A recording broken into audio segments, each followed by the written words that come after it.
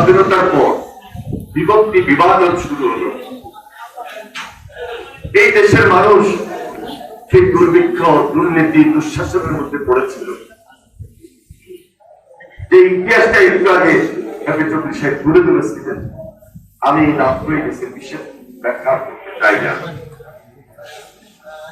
লড়াই, সংগ্রাম, মানুষের আন্দোলন, এই আন্দোলন করতে গিয়েও এই 17 বছর হচ্ছে পরিণতি কম হয়নি।